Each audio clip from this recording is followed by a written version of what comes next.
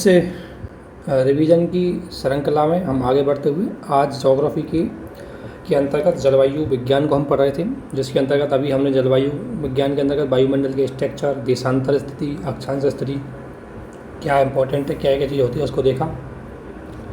अब आगे देख रहे हैं हम तापमान का कि सूर्य तापमान है वो क्या है, किस तरीके से प्रभावित होता है, तो उसकी चीज़ों को हम देखेंगे। तो देखो, तापमान अगर ध्यान रखें तो किसी वस्तु में निहित एक ऊष्मा होती है। अगर पृथ्वी के तापमान की मैं बात करूं तो सूर्य से प्राप्त होता है, एकमात्र स्रोत है पृथ्वी के तापमान का, वो है सूर्य। अब आपको पता है कि पृथ्वी पर सब जगह सूर्य से ही तापमान आता है, तो इसका मतलब तो यह है कि एक जैसा होना चाहिए। जब स्रोत एक है तो तापमान भी समान होना चाहिए, लेकिन उसको कुछ कारक है वो क्या कर देते हैं, प्रभावित कर देते हैं, जिसके कारण पृथ्वी के हर क्षेत्र में एक जैसा तापमान नहीं पाया जाता। तो वही कारकों को हम देखते हैं कि कारक कौन से हैं। तो इसमें देखोगे, अगर सबसे पहले देखते हैं हम कि एक तो अक्षांशीय स्थिति सबसे ज़्यादा प्रभावित करती है। जैसे अगर मान लें ये 0 डिग्री अक्षांश है, जैसे बोलते हैं निम्न अक्षांश बोलते हैं 0 डिग्री को, और ये हो गया ध्रुवीय अक्षांश, इसको बोलते हैं उच्च अक्षांश। अब सूर्य यहाँ है, तो सूर्य यहाँ पर है, तो सूर्य की किरणें जब विषुवत रेखा पड़ेगी तो सीधी पड़ेगी और दूसरी बात डिस्टेंस भी कम तय करेगी। जबकि यहाँ पर जहाँ पर पड़ेगी तो डिस्टेंस भी ज़्यादा तय करेगी और तिरछी पड़ेगी। जितना ज़्यादा तिरछापन होगा रिफ्लेक्शन उतना ज़्यादा होगा, अवशोषण उतना कम होगा, इसलिए यहाँ पर टेम्परेचर कम हो जाएगा।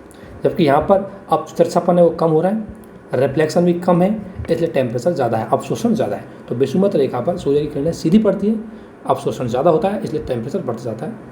इसलिए ध्यान रखना, जैसे जैसे निम्न अक्षांशों से उच्च अक्षांशों की ओर जाते हैं तो सूर्य की किरणों का तिरछापन होता है और इससे टेम्परेचर में कमी होती है। लेकिन एक चीज़ और ध्यान रखनी, इसका मतलब ये नहीं कि विषुवत रेखा पर सबसे ज़्यादा तापमान पाया जाता है। नियम तो यह कहता है कि इस आधार पर विषुवत रेखा है कि यहाँ पर टेम्परेचर ज़्यादा पाए जाने चाहिए, लेकिन यहाँ पर टेम्परेचर ज़्यादा नहीं पाया जाता, क्योंकि इसको एक कारक और जो इसको प्रभावित कर देता है, और वह कारक है बादलों की उपस्थिति।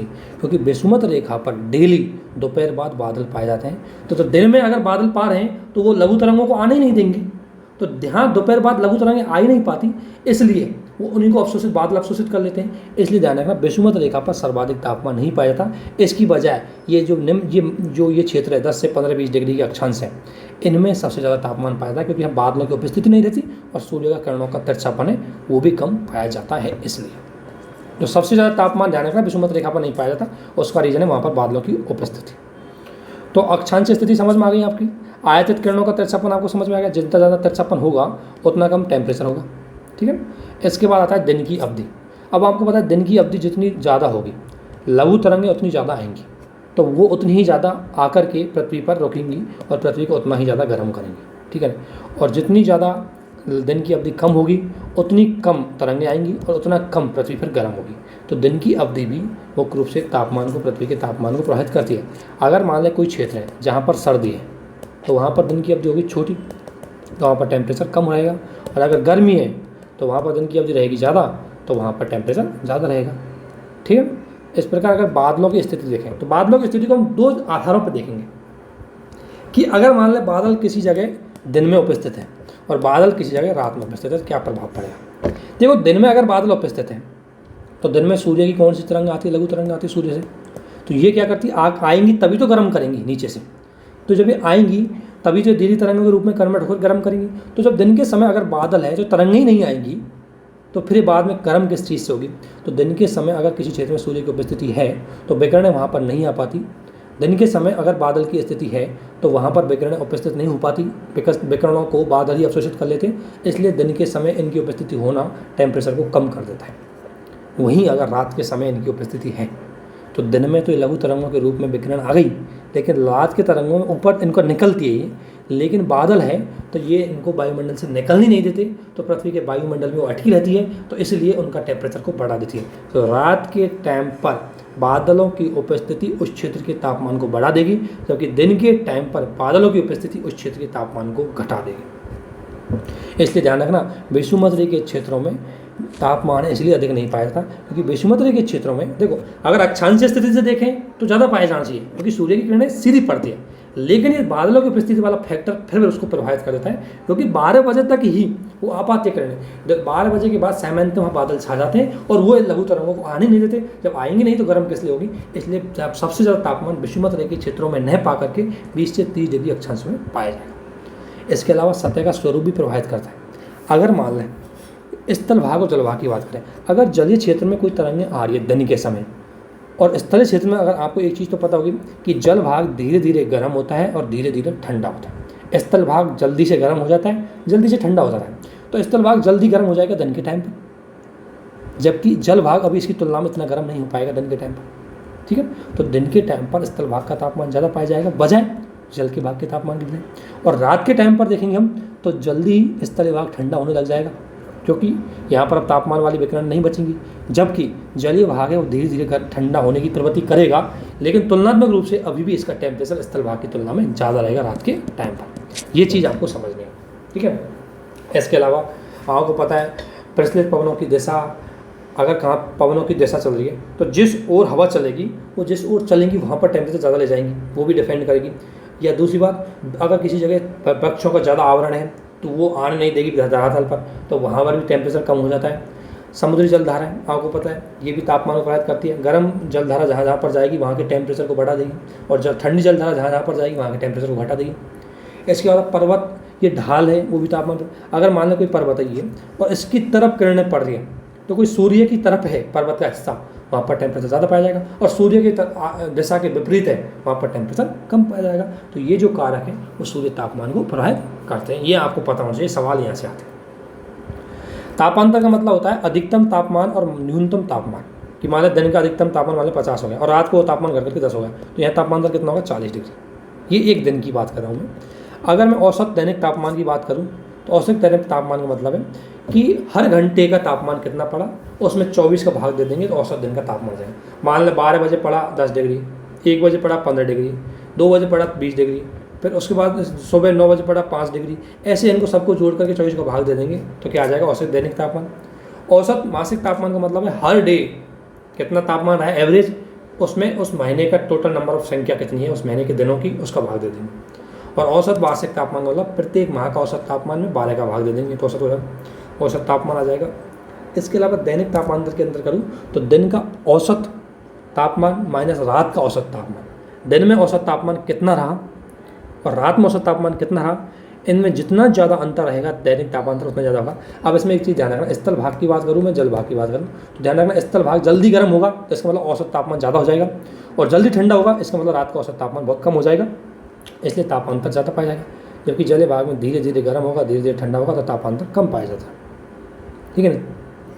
अगर मैं वार्षिक तापांतर की बात करूँ तो ग्रीष्म ऋतु में क्योंकि सबसे ज़्यादा तापमान पाया जाता है, तो ग्रीष्म ऋतु का औसत तापमान माइनस शीत ऋतु का औसत तापमान की बात करूँ तो वो वार्षिक तापांतर आ जाता है। ग्रीष्म ऋतु का तापांतर की अपेक्षा शीत ऋतु में तापांतर, ग्रीष्म ऋतु का तापांतर की अपेक्षा शीत ऋतु के तापांतर की अपेक्षा कम होता है। ग्रीष्म ऋतु में तापांतर कम होता है शीत ऋतु की तुलना में। ऐसा क्यों होता है? तो ग्रीष्म ऋतु में अगर आप देखोगे दिन में मैक्सिमम तापमान मान लें किसी जगह पहुंच गया 30, तो रात में वो मैक्सिमम घट के आएगा तो मुश्किल से 20 पे आएगा, इससे ज़्यादा नहीं घटेगा। जबकि गर्मियों के टाइम की अगर बात करोगे आप तो गर्मियों के दिन के तापमान अगर किसी दिन सूर्य खिल गया तो उस दिन तापमान पहुंच जाएगा 20, लेकिन रात को देखोगे इतनी ज़्यादा ठंडी हो जाएगी वो 4 या 5 डिग्री पर आ जाएगा, तो तापांतर यहाँ होगा 16-17 का, जबकि यहाँ 10 पर। तो ग्रीष्म ऋतु की तुलना में शीत ऋतु में तापांतर ज़्यादा पाया जाता है। और जल की तुलना में आपको पता है स्थल भाग पर तापांतर ज़्यादा पाया जाता है, जल में कम होता है। और ध्यान रखना जो भाग समुद्र के जितना नजीक होगा वहाँ जलवायु जो समुद्र की जलवायु प्रभावित होगी, यानी कि जल का प्रभाव वहाँ ज़्यादा होगा, इसलिए वहाँ पर तापांतर कम होगा। और जो भाग बीच स्थल भाग में होगा उस पर स्थल भाग का प्रभाव ज़्यादा रहेगा, इसलिए वहाँ पर तापांतर ज़्यादा होगा। अब आगे आती है समताप रेखाएं। समताप रेखाएं वे रेखाएं होती है जो समान तापमान वाले बिंदुओं को मिलाती हैं, उन्हें हम समताप रेखाएं बोलते हैं। और तापीय विषुवत रेखाएं जो सर्वाधिक तापमान वाले क्षेत्रों को मिलाती है वो होती है तापीय विषुवत रेखाएं। अब हमको इनमें दो चीज़ जाननी है। जैसे मैं एक एग्जांपल लेता हूँ भारत का ही आपको, मतलब और किसी का नहीं, भारत का ले लेते हैं हम, इसी से अनुमान लगा लेंगे भारत कैसे, ठीक है ना। मैं मानने की सोचता हूँ कितना बनता है। ये जो समताप रेखाएं जो समान तापमान वाले क्षेत्र को मिलाती हैं तो किस तरीके से उनकी दिशा ग्रीष्म ऋतु में कैसे होगी और शीत ऋतु में कैसे होगी। अब मैं एग्जांपल लेता हूँ यहाँ ग्रीष्म ऋतु का पहले, ठीक है ना। ग्रीष्म ऋतु का लिया है तो देखो मैं दो चीज़ ले रहा हूँ भारत में। जैसे मान लें ये भारत का ये है जा रहा है, ये भारत का हो गया मान लें 6 डिग्री अक्षांश, मतलब 6 डिग्री, ये भारत का 7-8 डिग्री हो जाएगा। यहाँ पर अगर बात करोगे यहाँ पर 8 डिग्री अक्षांश हो जाएगा। यहाँ पर अगर बात करोगे तो 10, यहाँ पर अगर बात करूँगा तो 23 डिग्री, यहाँ पर बात करूँगा तो लगभग 25-30 डिग्री ऐसे हो जाएगा, ठीक है ना। ये अक्षांश। अब सूर्य का तापमान है सूर्य का तापमान है, ठीक है ना। सूर्य का जो तापमान है वो सूर्य का तापमान अक्षांश रेखाओं के हिसाब से पड़ता है, यानी कि इस वाले क्षेत्र पर तापमान थोड़ा ज़्यादा रहेगा क्योंकि आप विषुमत रेखा के पास है। तो यहाँ अगर तापमान में बात करूँ, इस 8 डिग्री पे बात करूँ, तो यहाँ नियम के अनुसार तापमान लगभग मान लें, यहाँ मान लें मैं 10 डिग्री मान लूँगा, यहाँ मान लूँगा 15 हो गया, यहाँ मान लें 17 हो गया, यहाँ मान लें 18 हो गया, यहाँ मान लें सॉरी उल्टा बोलते हैं, मैंने ग्रीष्म ऋतु की बात कर रहा हूँ, ग्रीष्म ऋतु की। तो यहाँ मान लें विषुमत रेखा के जितना नजीक होगा उतना ही टेम्परेचर ज़्यादा होगा। तो यहाँ पर टेम्परेचर मान लें 20 है, यहाँ पर 20 हो गया क्योंकि विषुमत रेखा के साथ एक नजीक है। इसके बाद यहाँ पर 18 हो जाएगा, तो क्योंकि जैसे जैसे विषुमत रेखा से दूर जाएंगे तो सामान्य तापमान कम करता जाता है। तो यहाँ पर मान लें 17 हो जाएगा, यहाँ पर 15 हो जाएगा, यहाँ पर 16 हो जाएगा। इस तरीके से तापमान ये है। यहाँ ले रहे हैं हम ग्रीष्म ऋतु पे ध्यान। अब देखो, जितना ये विषुमत रेखा इस 8 डिग्री अक्षांश पर, 7-8 डिग्री अक्षांश पर, जब यहाँ ध्रुवीय मतलब ये जो तापमान है स्थल भाग पर, जरूरी नहीं कि इसी अक्षांश पर जल भाग में इतना ही तापमान। और ग्रीष्म ऋतु में आपको पता है कि अगर गर्मी पड़ रही है तो पहले गर्म स्थल भाग होगा या जल भाग होगा, तो पहले गर्म होगा स्थल भाग, इसलिए स्थल भाग पर तापमान ज़्यादा पाया जाएगा तुलनात्मक रूप से जल भाग। तो जल भाग पर यहाँ कम से कम 20 है, तो जल भाग पर इस अक्षांश में लगभग 18 या 20 से कम ही होगा, एक अनुमान लगाया मान लें 18 पाया जाएगा। इसी प्रकार अगर स्थल भाग पर यहाँ 18 है तो यहाँ लगभग 15, 16, 17 समथिंग पाया जाएगा। इसी प्रकार अगर यहाँ 17 है तो यहाँ पाया जाएगा कम से कम, मैं बात करूँ यहाँ 17 है तो यहाँ जैसे मान लो यहाँ 16 हो गया, यहाँ 15 पाया जाएगा। अगर यहाँ 15 है तो यहाँ 14 होगा स्थल भाग। मतलब स्थल भाग और जल भाग में अंतर है। इस सेम अक्षांश पर गर्मियों में स्थल भाग पर तापमान ज़्यादा पाया जाएगा बजाय जल भाग। अब देखो समान अक्षांश समान तापमान वाली रेखाओं मिलाओ, तो ये 18 है, इसी प्रकार इधर हो जाएगा 18, इधर हो जाएगा 16, इधर हो जाएगा जैसे 15, ये हो गया। तो समान तापमान हुआ तो ये 18 डिग्री तापमान है, तो इसको बुलाऊंगा मैं 18 डिग्री इस तापमान से, तो ये हो गया ऐसे, ठीक है। इसी प्रकार फिर इसको बुलाऊंगा 16 वाले से, ऐसे हो जाएगा। फिर इसको बुलाऊंगा ऐसे, इसको बुलाऊँ, तो अब इसकी दिशा क्या हुई कि ग्रीष्म ऋतु में जो समताप रेखाएँ होती हैं वो दक्षिणी उत्तरी गोलार्ध की तरफ चली जाती है, उत्तर की ओर इनकी दिशा हो जाती है, ठीक है। तो ग्रीष्म ऋतु में इनकी दिशा क्या हो जाएगी, उत्तर की, ठीक है। क्यों? क्योंकि उसका कारण मैंने आपको ये बता दिया। अब मैं बात करता हूँ शीत ऋतु की। ये ग्रीष्म ऋतु हो गई, अब शीत ऋतु पे आते हैं हम सेम अक्षांश, ठीक है। मैं शीत ऋतु ले लिया, शीत ऋतु ले ली, वो अक्षांश होगा, ये अक्षांश हो गए सब, ठीक है। अब शीत ऋतु में एक चीज़ ध्यान रखना, जो तापमान है वो तुलनात्मक रूप से कम हो जाएगा और स्थल भाग का ज़्यादा कम होगा। तो देखो अगर मान लें शीत ऋतु में जो ये विषुमत रेखा के पास वाला एरिया है, यह मान लें मैं मान लेता हूँ 15 डिग्री है, तो ऊपर होगा 13, यहाँ होगा 11, यहाँ होगा 10, ऐसे करते करते घट जाएगा। मैंने एक अनुमान लगाया, मतलब इतना एक डेटा लिया वैसे नॉर्मली।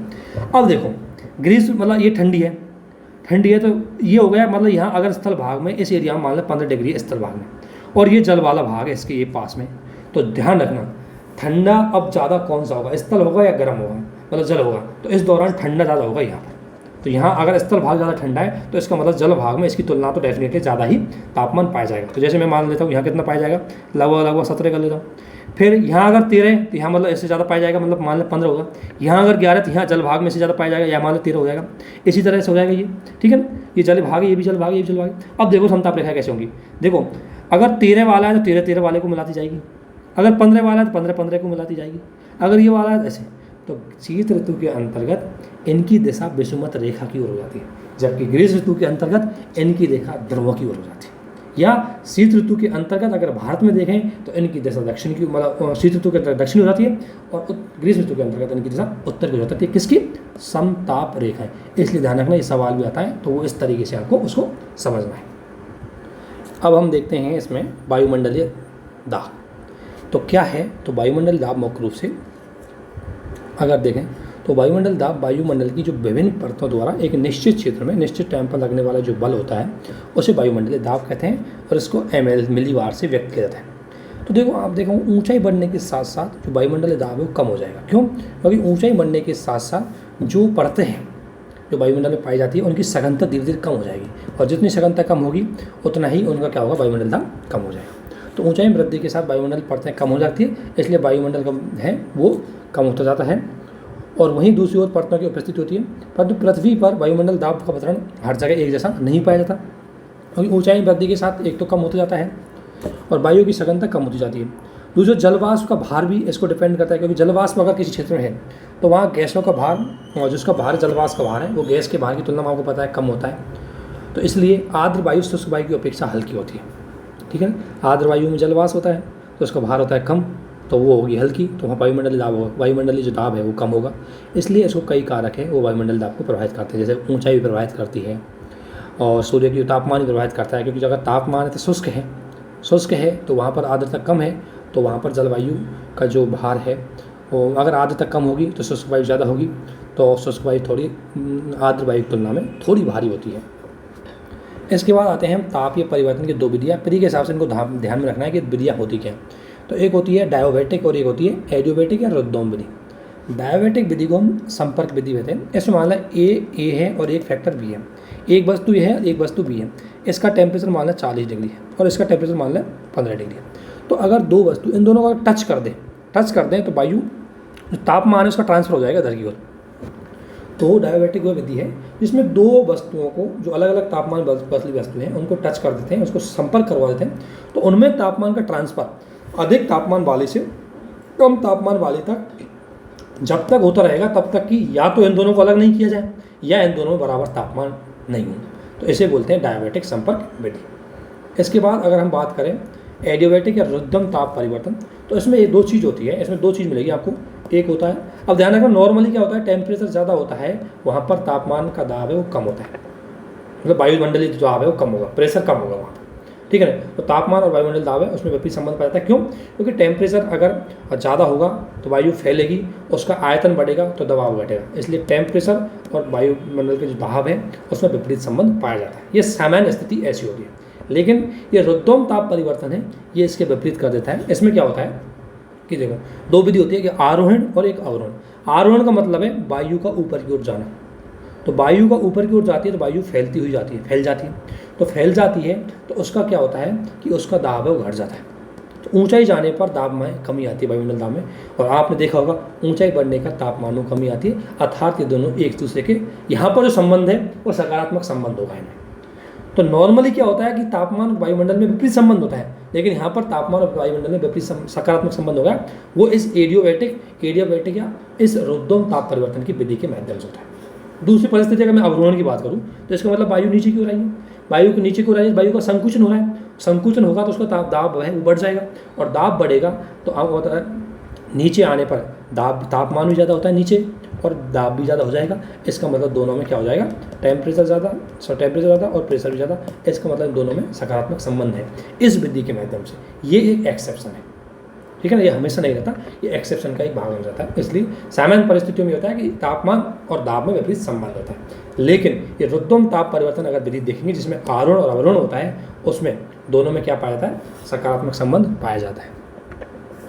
इसके बाद अगर हम अब विषुमत रेखीय क्षेत्रों में अगर पेटियाँ देखें तो मैंने बताया कि तापमान और दाब में विपरीत संबंध पाया जाता है, उस आधार पर कुछ पेटियाँ भी बनती हैं। जैसे ये पूरा एक ग्लोब है, ठीक है, ग्लोब पर ये विषुमत रेखा है, ये ध्रुव है और ये साउथ ध्रुव है।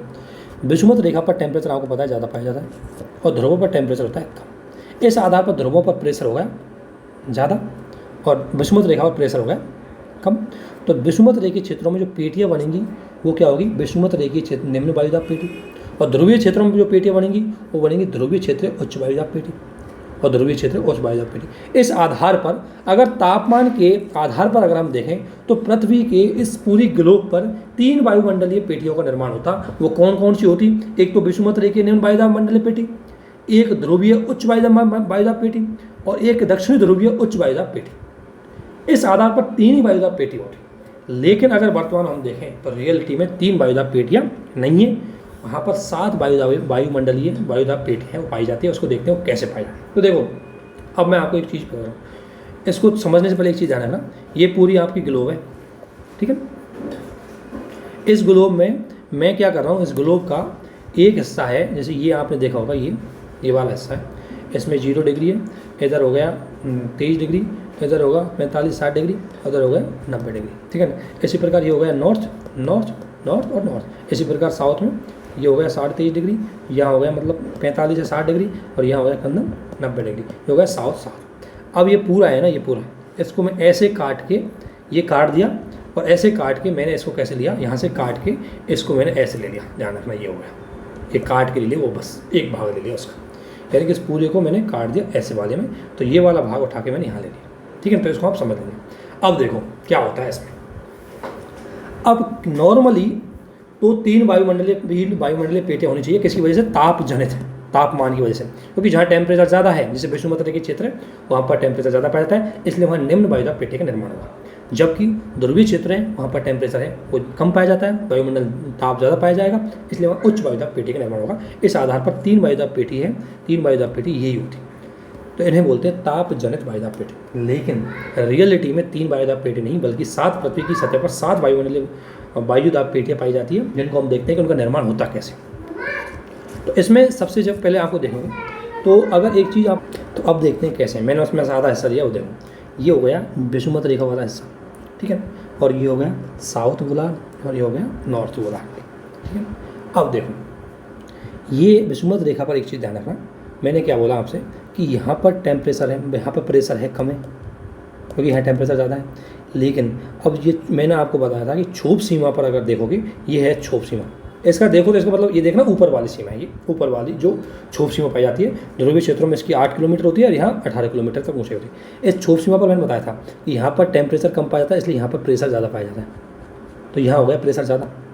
देखो कैसे, क्योंकि ध्यान रखना क्यों होता है, उसका रीज़न क्या है। अगर इसके अकॉर्डिंग देखेंगे अपन, विषुवत रेखा के अकॉर्डिंग सतही पर, तो यहाँ वायु आरोहण हुई है, लेकिन अगर आप क्षोभ सीमा पर बैठ के इसको देखेंगे तो उसके लिए तो वायु अवरोहित हुई है, और अवरोहित हुई है तो संकुचित हुई है, और संकुचित हुई है तो इसका दाब है वो बड़ा, इसलिए विषुवत रेखा पर यहाँ पर प्रेशर हाई है, ठीक है।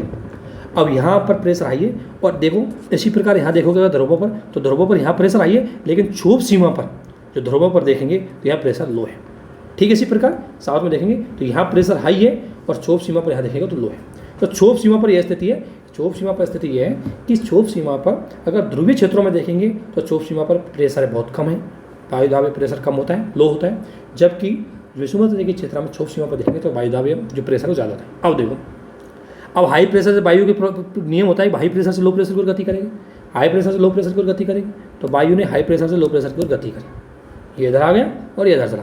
अब नियम के अनुसार तो इधर आना चाहिए, लेकिन पृथ्वी का अभिकेंद्रीय बल लगता है, और पृथ्वी का अभिकेंद्रीय बल इसको इधर जाने से बेहतर पहले इसको क्या है कि 30 डिग्री अक्षांशों पर इसको नीचे की ओर खींच लेता है, इसको नीचे की ओर खींच लेता है यहाँ पर, तो यहाँ पर वायु अवरोहित हो जाती है, ठीक है। 30 डिग्री अक्षांशों पर वायु अवरोहित होती है, और अवरोहित होने की वजह से वायु संकुचित होती है, और संकुचित होने की वजह से इसमें जो प्रेशर है वो हाई पाया जाता है। तो यहाँ पर प्रेशर हो गया हाई, और ठीक इसी प्रकार से नॉर्थ गोलार्ध में हाई हो जाएगा।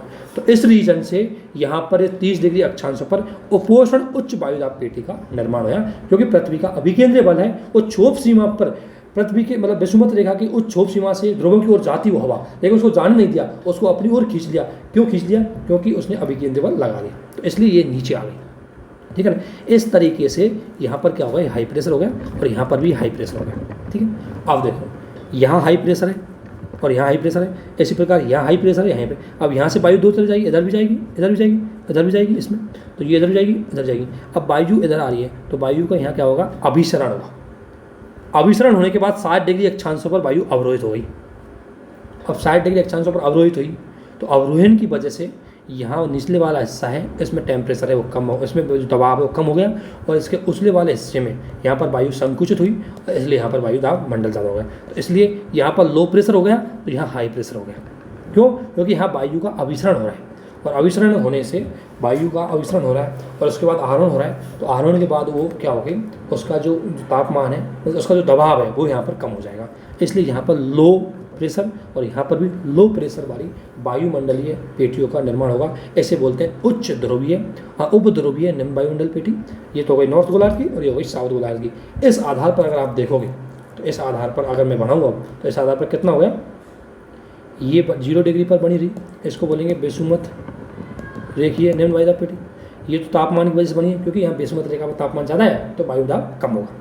ध्रुवीय क्षेत्र की बने तो यहाँ पर भी हाई प्रेशर है, तापमान बहुत कम है इसलिए, और यहाँ पर भी हाई प्रेशर है, तापमान बहुत कम है। अब दूसरी बात, ये 30 डिग्री अक्षांशों पर जो बनती है तापमान की वजह से नहीं, बल्कि क्योंकि तापमान तो 30 डिग्री अक्षांशों पर ज़्यादा है, इस आधार पर यहाँ पर वायुदाब प्रेशर कम होना चाहिए, लेकिन यहाँ वायुमंडल जो प्रेशर है वो बहुत ज़्यादा है, और उसका रीज़न क्या है कि वायु अभिकेंद्रित होकर के संकुचित हुई, इसलिए ये हो गई हाई प्रेशर वाली। इसको बोलेंगे उपोष्ण ध्रुवीय, उपोष्ण मतलब उपोष्ण क्षेत्रीय उच्च प्रेशर वाली, और ये हो गई उपध्रुवीय निम्न प्रेशर वाली। अब नियम के अनुसार तो क्या होता है कि अगर तापमान की देखा जाए, तापमान ज़्यादा कम पाया जाता है उस हिसाब से हम प्रेशर ज़्यादा होना चाहिए, लेकिन यहाँ प्रेशर कम है, तो इसलिए ताप जनित नहीं बल्कि यांत्रिक क्रिया की जनित हुई है। और यांत्रिक क्रिया क्या है कि पृथ्वी का अभिसरण हुआ है इसलिए। तो इस आधार पर अगर देखें तो ये वायुदाबी पेटियाँ इनका निर्माण हुआ है। जब भी वायु दाब मैंने बताया था कि उसमें 30 डिग्री यहाँ पर, ये 60 डिग्री यहाँ पर दोनों वायु अविचलित होती है, इसलिए लो प्रेशर का केंद्र बढ़ जाता है। ठीक है, ये पूरी सिचुएशन लिखी हुई है, जहाँ अभिसरण हो रहा है वहाँ लो प्रेशर है, और जहाँ ऊपर की ओर जा रही है वहाँ हाई प्रेशर है। ठीक है, तो अब देखो इस आधार पर कितनी वायुदाबी पेटियों का निर्माण हुआ है। तो देखो ये है, इसको बोलेंगे बेशुमत रेखीय निम्न वायुदाब पेटी, जो 0 डिग्री से 5 डिग्री अक्षांश तक होती है, ये ताप जनित है। ठीक है, उसके बाद अगर देखें हम तो ये हो गई कौन सी, उपोष्ण कटिबंधीय उच्च वायुदाब पेटी हुई। तो ये कौन सी जन है, ये यांत्रिक क्रिया के परिणाम स्वरूप जनित हुई है, तापमान की क्रिया के परिणाम स्वरूप नहीं हुई। ये भी तापमान की यांत्रिक क्रिया है, उसके परिणाम स्वरूप जनित हुई है, तापमान वजह से नहीं हुई। तापमान वजह से 1, 2 और 3, तो उससे 3 होनी चाहिए, लेकिन वास्तविकता में कितनी हो गई, 1, 2, 3, 4, 5, 6 और 7। इस आधार पर वायुमंडल में 4 पाए जाते हैं, क्योंकि उसका रीजन क्या है कि पृथ्वी अपने अक्ष पर घूर्णन करती है, घूर्णन की वजह से वो 30 डिग्री अक्षांशों पर उसको अभिकेंद्रित कर लेती है, और 30 डिग्री के अक्षांशों पर अभिकेंद्रित होने से उपोष्ण कटिबंधीय उच्च वायुदाब पेटी का निर्माण होता है। इस आधार पर अगर हम देखें तो वायुमंडल में किस तरह कितनी 7 वायुमंडलीय वायुदाबी पेटियाँ इनका निर्माण हुआ, और जिसका कारण है कि 4 का निर्माण तो हुआ पृथ्वी की गति की वजह से, और 3 का निर्माण हुआ वायुमंडल के तापमान की वजह से। इस आधार पर 7 वायुमंडलीय पेटियाँ हैं वो पाई जाती है।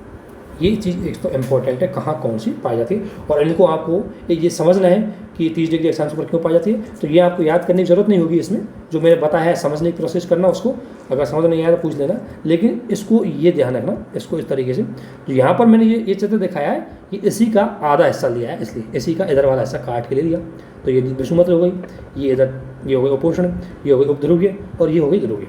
जैसे ये हो गई विषुमत, ये हो गई उपध्रुवीय उपोष्ण, और ये हो गई उपध्रुवीय, और ये हो गई ध्रुवीय। इसी प्रकार साउथ में, इसी प्रकार नॉर्थ में लिए। तो इस तरीके से इसको समझने की कोशिश करना। इसके बाद हम आते हैं वायु की दिशा को प्रभावित करने वाले कारक। 2 कारक होते हैं, एक है वायु प्रवणता बल और एक है कैरियोलिस बल। वायु प्रवणता बल का मेन कारण होता है वायु दाब में अंतर की वजह से। अगर 2 समान दाब समदाब रेखाएं, पहले तो वायु दाब में अंतर की वजह से जो उत्पन्न होता है उसे बोलते हैं वायु प्रवणता बल। और दूसरी बात समताप रेखाएं, वो रेखाएं समान दाब वाले क्षेत्रों को मिलाने वाली रेखाएं होती है, और समदाब रेखाएं होती हैं। फॉर एग्जांपल जैसे अगर मान लें ये समदाब रेखाएं, ये समदाब रेखाएं, ये समदाब रेखाएं, ये समदाब रेखाएं, ये समदाब रेखाएं, ये समदाब रेखाएं। अब ये मान लें 1000 ml का है, ये 990 ml का है, ये 990, ये वायु इसका यहाँ 1000 ml प्रेशर है, यहाँ 990 प्रेशर है। तो मैंने क्या बोला कि वायु दाब के अंतर की वजह से, तो यहाँ 10 का अंतर होगा, इसलिए वायु ऐसे जाएगी हाई से लो की तरफ। तो ध्यान रखना, अगर समताप रेखाएँ हैं, अगर ऐसे हैं नॉर्थ से साउथ की तरफ, तो वायु प्रवणता बल है वो ईस्ट से वेस्ट की तरफ लगेगा, अर्थात वायु प्रवणता बल समदाब रेखाओं के क्या होता है, लंबवत होता है।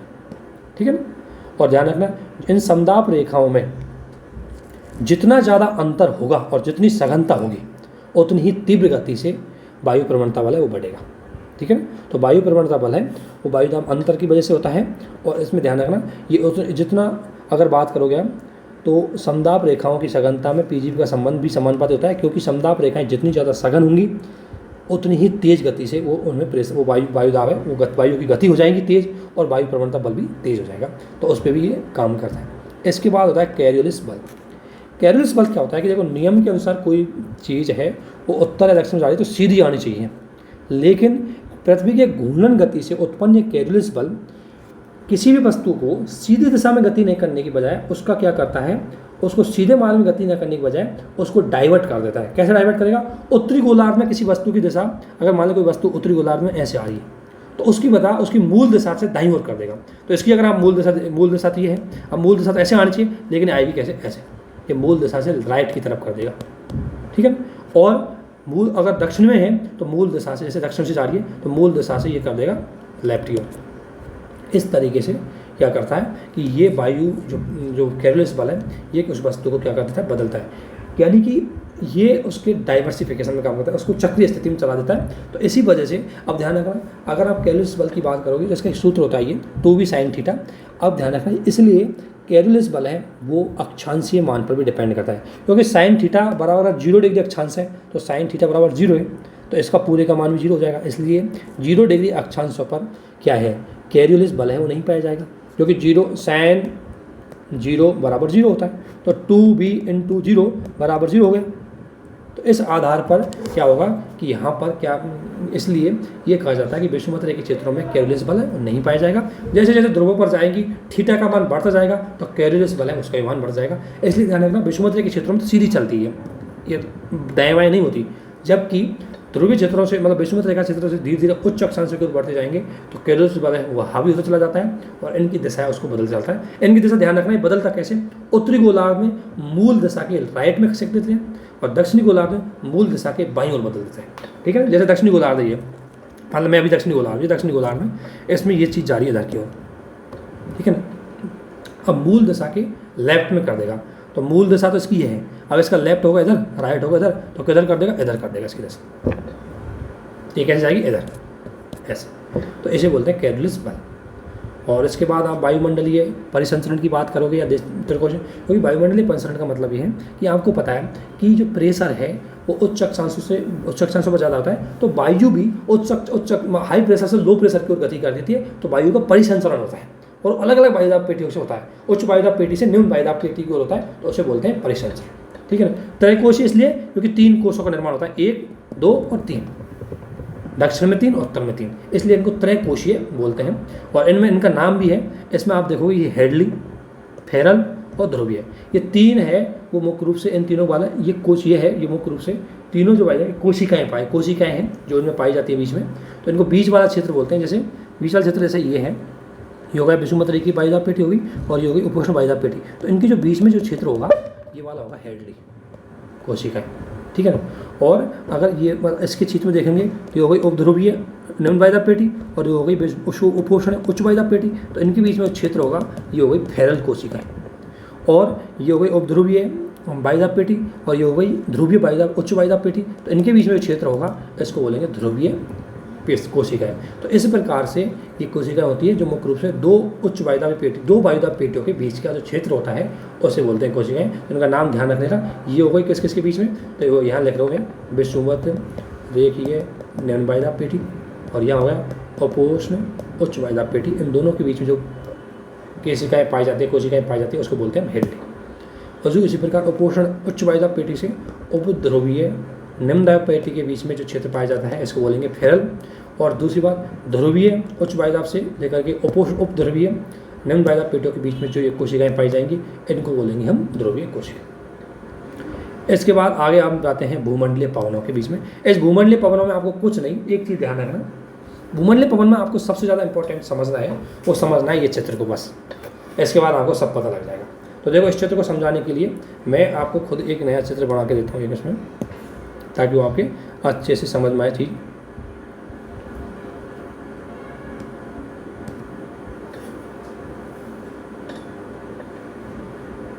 ठीक है ना। तो ये इधर आपको ये दिख रहा होगा, ठीक है। तो ये कैसे बनती है, इनका वायुमंडलीय दिशा क्या होगी, तो मैं जो चित्र समझाऊंगा उसको अगर आप समझ गए तो इनकी दिशा भी समझ जाएंगे, इनका सब कुछ समझ जाएंगे। तो वो चीज़ आपको ध्यान से देनी है।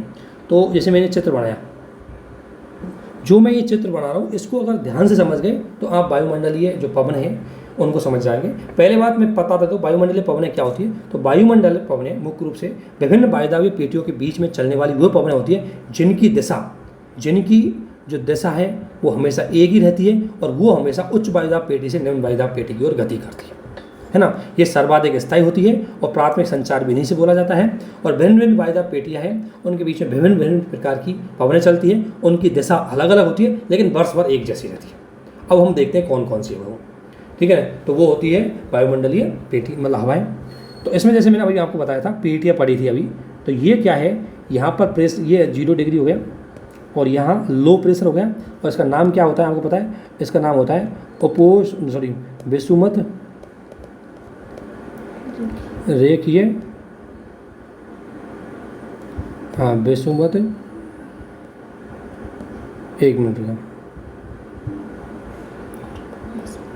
विषुवत रेखीय निम्न वायुदाब पेटी, ठीक है ना, ये हो गई। इसके अलावा अगर मैं यहाँ की बात करूँ 30 डिग्री अक्षांशों के आसपास, ये 30 डिग्री है, यहाँ पर कौन सी होगी, उपोष्ण उच्च वायुदाब पेटी, तो यहाँ मतलब ये हो गया हाई प्रेशर, ठीक है। इसी प्रकार यहाँ की मैं बात करूँ तो यहाँ हो जाएगा लो प्रेशर, और यहाँ की मैं बात करूँ तो हाई प्रेशर। यहाँ कौन सी होगी?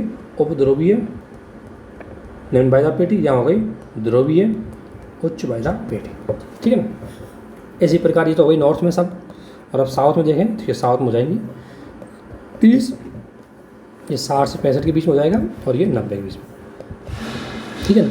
ये चीज़ आपकी समझ में आ गई होगी। अब देखो यहाँ अगर देखो यहाँ लो प्रेशर है तो यहाँ हाई प्रेशर पाया जाता है 30 डिग्री अक्षांश पर।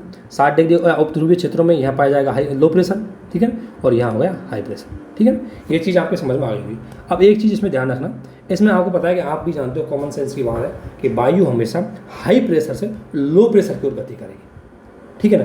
तो सबसे पहले ध्यान रखना एक चीज़ बता दूँ, 30 डिग्री अक्षांशों के बीच में 0 से 30 डिग्री अक्षांश, या हम कह सकते हैं विषुमत रेखीय क्षेत्रीय, विषुमत रेखीय निम्न वायुदाब पेटी और उपोष्ण उच्च वायुदाब पेटी के बीच में जो हवाएं चलती है उनको बोलते हैं सन्मार्गी पवनें।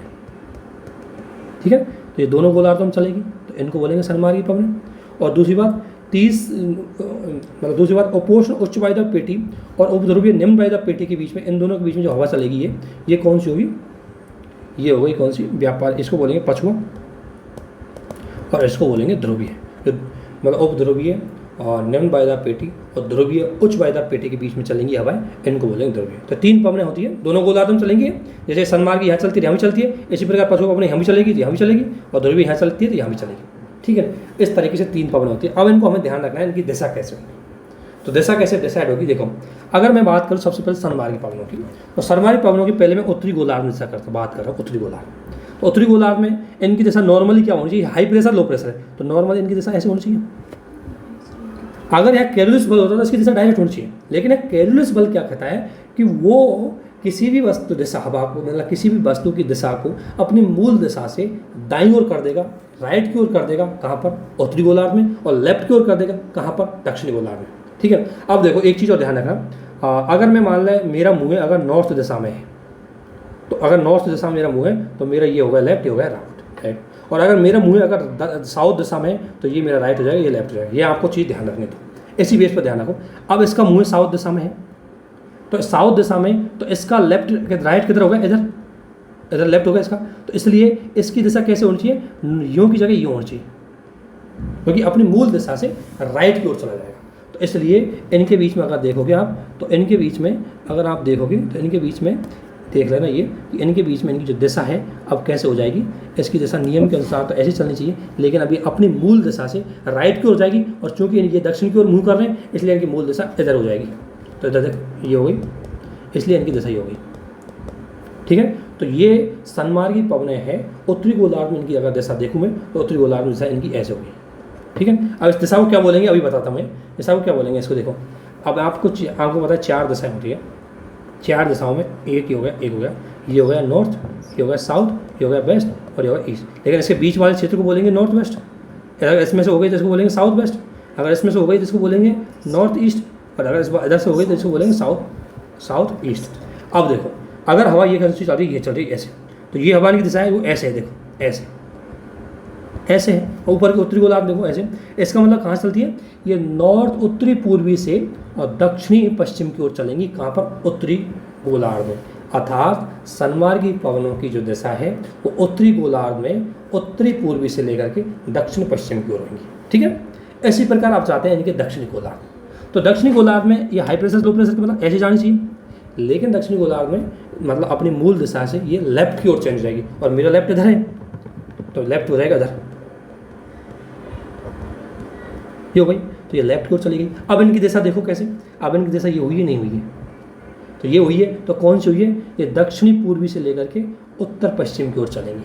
तो दक्षिणी गोलार्ध में सन्मार्गी पवनों की जो दिशा है वो दक्षिण पूर्व से उत्तर पूर्व की ओर चलती है। ये होती है सन्मार्गी पवनें जो दोनों गोलार्धों में चलती है। अब इनमें आपको एक चीज़ निष्कर्ष निकल के आ रहा होगा, अगर आपने थोड़ा सा देख रखा है तो देखना इनकी ओरिजिन दिशा पूर्व है, यानी कि चलती कहाँ से? पूर्व से पश्चिम की ओर। ठीक है। इनका मेन तो आप देख सकते हो पूर्व से चल रही है दोनों, तो पूर्व से पूर्व पश्चिम को चलती है। इसलिए सन्मार्गी हवा के क्षेत्र में आने वाला जो क्षेत्र होता है वहाँ पर अगर मान लें यहाँ समुद्र है तो यहाँ से पानी ले जाएगी, मतलब आदत लेंगे, इधर बरसात करती जाएंगी। तो इसलिए सन्मार्गी हवाओं के क्षेत्र में आने वाला जो क्षेत्र है वहाँ वर्षा पूर्व से पश्चिम की ओर घटती हुई जाएगी, क्योंकि इनकी दिशा पूर्व से पश्चिम है। अब मान लें कोई यह महाद्वीप है, मान लें ये महाद्वीप है, तो महाद्वीप का यहाँ से जल लेंगी, जल लेने के बाद यहाँ बरसात ज़्यादा होगी, यहाँ और कम होगी और यहाँ कम हो जाएगी, क्योंकि आर्द्रता सूख जाएगी। इसलिए सन्मार्गी पवनों के इस क्षेत्र में महाद्वीपों के पश्चिम में बरसात की मात्रा कम हो जाती है, इसलिए ज़्यादातर मरुस्थल इसके यहीं पश्चिम भाग में पाए जाते हैं। और उसका एक रीज़न है सन्मार्गी पवनों की दिशा। ठीक है ना। अब दूसरी दिशाओं पर आते हैं हम। सन्मार्गी पवनें आपको पूरी समझ में आ रही होगी। अब आते हैं हम पछुआ पवनों के बाद। तो उस पछुआ पवनों पर आने से पहले इसको एक बार मिटा देता हूँ थोड़ा सा, ठीक है ना चीज़ें। अब आते हैं हम पछुआ पवन पर, कलर चेंज कर लेता हूँ, ये हो गया। तो अब पछुआ पवन चलती है यहाँ पर दोनों गोलार्धों में 30 से और 60 डिग्री अच्छा से, या हम कह सकते हैं उपोषण उच्च वायदा पेटी से ध्रुवीय उपध्रुवीय निम्न वायदा पेटी की ओर। ठीक है ना। तो इसमें अगर देखोगे आप तो ये देखो, अब इसमें देखो ये हाई प्रेशर है और ये लो प्रेशर है। अब वायु नॉर्मली दिशा क्या होनी चाहिए, ये होनी चाहिए, लेकिन मैंने क्या बोला कि उत्तरी गोलार्ध में इसकी मूल दिशा से दाईं ओर जाएगी, इसकी वजह से कैरोलिस बल्कि से। अब मेरा दायां किधर होगा, इधर, तो इधर चली जाएगी इसकी दिशा, होगी नहीं होगी। तो इसकी दिशा कौन सी हो जाएगी, अब देखेंगे हम उसी स्थिति में। दिशा कौन सी, ये वाली। तो क्या हो गई, नॉर्थ वेस्ट से लेकर के और सॉरी इसको बोलेंगे हम साउथ वेस्ट बोलेंगे, साउथ वेस्ट से लेकर के और नॉर्थ ईस्ट तक, यानी कि पछुआ पवनों की दिशा है उत्तरी गोलार्ध में दक्षिण पश्चिम से उत्तर पूर्व की ओर चलेगी। ठीक है ना। अब ऐसे हम दक्षिणी गोलार्ध में देखते हैं, दक्षिणी गोलार्ध में कैसे होगी इनकी दिशा, है ना। लेकिन मैंने क्या बोला, दक्षिणी गोलार्ध में अपनी मूल दिशा से ये लेफ्ट की ओर चली जाएगी, तो इसका लेफ्ट इधर होगा, इसलिए कैसे चल जाएगी, इधर। ठीक है। अब इधर चलेंगे तो इनकी दिशा कौन सी हो जाएगी, अगर हम उसे दोबारा निकाल के देखेंगे तो ये हो गया, सॉरी ये हो गया, तो इसकी दिशा ये हो गई, तो कौन सी है, उत्तर पश्चिम से और दक्षिण पूर्व। तो जो पछुआ पवनें हैं इनकी दिशा दक्षिणी गोलार्ध में उत्तर पश्चिम से दक्षिण पूर्व होगी। ठीक है ना। तो इस तरीके, अब देखो इनमें आपने देखा होगा दोनों गोलार्ध में इनका ओरिजिन पश्चिम से है, इसलिए इनको पश्चिमा पवनें बोलते हैं। और पछुआ पवनें हैं इनके मार्ग में आने वाला कोई महाद्वीप है, जैसे कोई ये मान लीजिए ये महाद्वीप आ गया, तो ये महाद्वीप के पश्चिम भाग से बरसात होती जाती है, इसलिए इन पछुआ पवनों के प्रभाव वाले क्षेत्रों में महाद्वीपों के पश्चिम में बरसात ज़्यादा होगी, जैसे जैसे पूरब की ओर आएगा बरसात कम होती चली जाएगी। इन्हें बोलते हैं पछुआ पवनें। और आपको पता है शीतकाल के दौरान ये पछुआ पवनें ही भारत में आती है, और ये क्या करती है, भूमध्य सागर से आर्द्रता ग्रहण करके लाती है, हिमालय से टकराती है और बरसात कर देती है दिल्ली और या हिमालय के आसपास के क्षेत्रों में। ठीक है ना। तो ये हो गई पछुआ पवनें। अब जाते हैं हम ध्रुवीय पवनों पर। तो ध्रुवीय पवनों पर अगर हम जाना है तो इसमें ध्रुवीय पवनों पर अगर मैं जाऊँ तो ये हो गई ध्रुवीय पवनों पर। अब ये हो गया यहाँ पर आपको पता है लो प्रेशर, ये कलर देखने का सही, ये हो गया लो प्रेशर और ये हो गया हाई प्रेशर। ठीक है, दोनों गोलार्धों में। और मतलब इसको अभी हम उत्तरी गोलार्ध में देखते हैं तो देखो अब यहाँ दिशा कौन सी होगी, नियम के अनुसार तो ये होनी चाहिए, लेकिन इसकी कैरोलिस बल की वजह से ये अपनी मूल दिशा से राइट में चेंज हो जाएगी। तो इसका राइट कौन सा हो जाएगा, ठीक है, ये राइट हो गया, ठीक है, ये राइट हो गया, ठीक है ना। ये देखो जैसे ये साउथ है तो मेरा नॉर्मल राइट इधर होता है, लेकिन नॉर्थ साउथ की दिशा होगी तो मेरा राइट इधर हो जाएगा, इसलिए राइट हो गया इधर। तो इनकी दिशा वही होगी जो सन्मार्गी पवनों की दिशा होती है, वही, क्योंकि उसी दिशा में चलती है। ठीक है ना। और ठीक प्रकार इसी प्रकार दक्षिण में देखेंगे तो इनकी दिशा ऐसे होगी। तो इस तरीके से ये ध्रुवीय पवनें इनका निर्माण होता है। और ध्रुवीय पवनें हैं तो मुख्य रूप से उनकी दिशा वही होंगी दोनों गोलार्धों में जो सन्मार्गी पवनों की होती है। ठीक है ना। इस आधार पर वायुमंडलीय पवनें, इनकी दिशा भी आपको पता लग गया, इनका महत्व भी आपको पता लग गया। अगर कोई भी चीज़ है तो इस क्षेत्र को एक बार अच्छे से देख लेना, उसे बोलेंगे। इसमें एक चीज़ मैं आपको बता दूंगा, एक होता है अंतर उष्ण कटिबंधीय अभिसरण क्षेत्र। ये कौन सा क्षेत्र होता है वो बता देता हूँ। ये क्षेत्र होता है, अगर आपको मैं बता दूँ पूरा, एक बार इसको डिलीट कर देता हूँ पूरी को,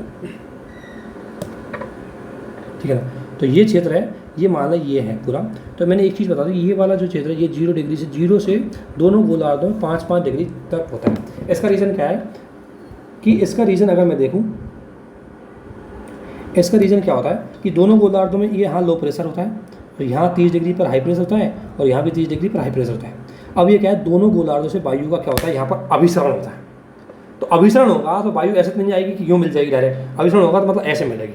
इसका मतलब जो ये एरिया होगा इनके बीच में, जो लगभग 0 से 5 डिग्री अक्षांश के बीच में होता है, इस एरिया में किसी प्रकार का कोई घटनाएं नहीं होती, बहुत शांत एरिया होता है। और यहाँ पर क्या होता है कि इसे बोलते हैं अभिसरण, यानी कि अंतर उष्णकटिबंधीय अभिसरण, क्योंकि यहाँ दोनों जो उपोष्ण क्षेत्र है उनसे वायु आकर के अभिसरित होती है, इसलिए ये जो क्षेत्र होता है इसको बोलेंगे हम ITCZ। ये जो एरिया होता है इसको ITCZ बोलते हैं। और यहाँ पर ज़्यादातर कोई भी इस क्षेत्र में कोई प्रभाव नहीं पड़ता, बहुत शांत हवाएं रहती है, कोई दिक्कत नहीं आती, ठीक है। तो ये पूरा आपको पता लग गया होगा। तो ये जो चीज़ थी ये बहुत ज़्यादा इम्पोर्टेंट। इसके बाद आते हैं हम आर्द्रता पर। तो आर्द्रता देखेंगे, आर्द्रता क्या है। तो अगर मैं बात बताऊँ तो आर्द्रता मुख्य रूप से वायुमंडल में उपस्थित जल भास, जो वायुमंडल है उसमें जो जल का भाग उत्पन्न होता है उसे हम आर्द्रता बोलते हैं। यानी वायु में जो जल का भाग उत्पन्न जल उपस्थित होता है उसे आर्द्रता बोलते हैं। आर्द्रता इसकी तो इसी आधार पर इसको मतलब 3 विधि होती है, इसको विधि के आधार पर प्रकार में बांट देते हैं: निरपेक्ष आर्द्रता, विशिष्ट आर्द्रता और सापेक्षित आर्द्रता। अगर निरपेक्ष आर्द्रता की बात करूं तो इसका मतलब है कि प्रति इकाई वायुमंडल में आयतन में उपस्थित जलवाष्प, यानी कि प्रति इकाई वायुमंडल के आयतन में जो जलवाष्प की मात्रा उपस्थित होती है उसे बोलते हैं निरपेक्ष आर्द्रता। इतना ध्यान रखना है बस, इसमें ज़्यादा ध्यान नहीं रखना, ये ज़्यादा इंपॉर्टेंट नहीं होती। इसलिए विशिष्ट आर्द्रता का मतलब है कि वायु में उपस्थित जलवाष्प और उसी वायु का भार, वायु में उपस्थित जलवाष्प का अनुपात उस वायु के भार से किया जाता है, तो उसे बोलेंगे हम कौन सी, निरपेक्ष विशिष्ट आर्द्रता। सबसे इंपॉर्टेंट जो आर्द्रता होती है वो आर्द्रता होती है सापेक्ष आर्द्रता। यही हमारे लिए इंपॉर्टेंट है और ये इसी से सवाल ज़्यादा पूछे जाते हैं।